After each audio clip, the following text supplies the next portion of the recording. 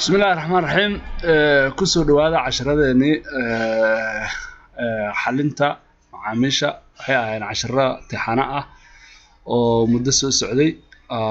قيبتنا يوتيوب كأيانا إن شاء الله كلا سعود دونتان معد إسبين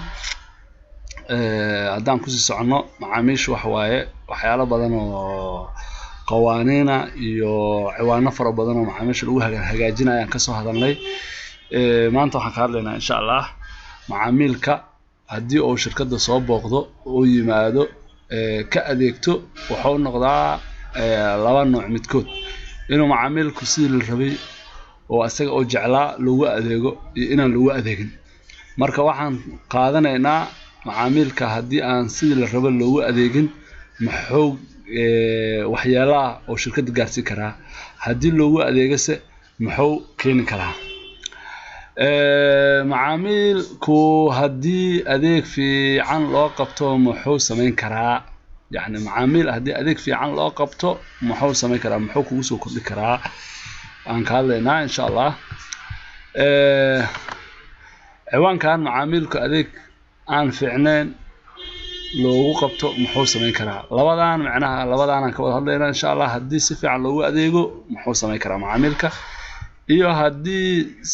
قلدن لو أديجو محو سمين كرا أو معامل سيد جعلاء لو أديج أوكي مدك هو أتكب لامنو هدي معاملك معناها سيفي عنا لو أديجن أنت بدن صومالي ذا وحأركيسها جناح سجودة أيجو ضحايا معناها قف إيسو قري موايو قف إيسو لافتنا ما أركو قاعداس waxwaay waa laga fiican yahay waxa la rabaa qofka macaamilka ah markuu ku soo galo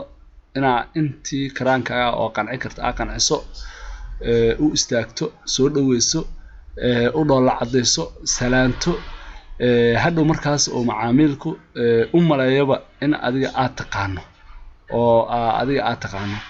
marka cid yani maahmaadan waxay dhahaan Soomaaliya cid ii soo laabato ma arko cid aan u shaqeeyana ma waayo yani xigmadaas iyo kuwa kale oo fara badan ayaa suuqa ganacsiga Soomaalida ku jiro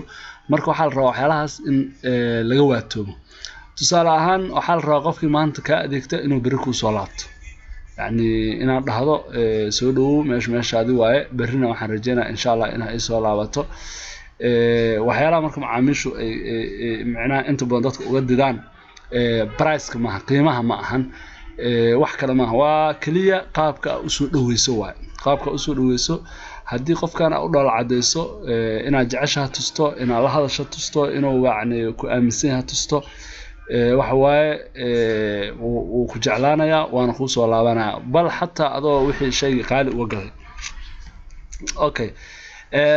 sababta aan u muujinayno maxay tahay marka sababta aan u muujinayno macaamilka wanaag maxay tahay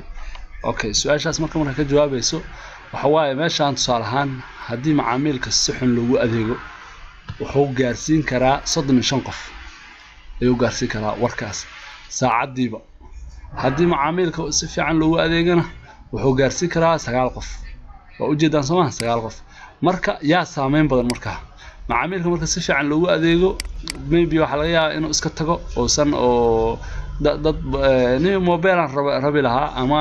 sim card aan rabi lahaa ni waxa aadaa shirkad hebel inuu yiraahdo hadii laakiin macaamilka si qaldan loo adeego war kuwaas niyo sim card aan raba warniyo bismillah kuwaas isku aadin inuu waxa laga yaabaa 35 qof oo dad kale ah oo adiga ku soo aadi lahaa inuu bahalkii ahaa oo u sheego oo yiraahdo waa xunyan dadkaas meesha macaamilka si fiican u adeegtana oo 9 ka qiimeynaayo oo ka sheegay marka mees maxaa ka cad in macaamilku mar walba oo macnaa ay saameyn badan tahay marka si xun loogu adeego oo soo jeclaan loogu adeego inay saameyn badan tahay mees ka cad waana waxaan wax daraasad la sameeyay waayo oo muddo badan laga shaqeynaa marka dhamaantan waxaan ka rabaa inaan saas u fahansanaa okay waa maadsantihiin wixii faahfaahinaa la markaas naga soo xiriira insha Allah buugan cid u baahan iyo waxyaalahaas insha Allah waxaan rajaynaynaa inaa naga soo xiriiri doontaan waxna ka faa'iidi doontaan